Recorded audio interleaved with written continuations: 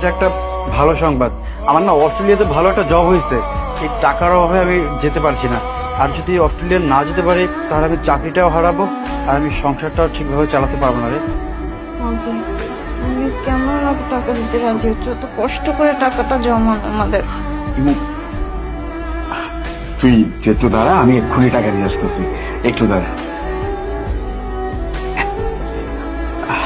দোস্ত, এখানে পুরো 5 লক্ষ টাকা আছে।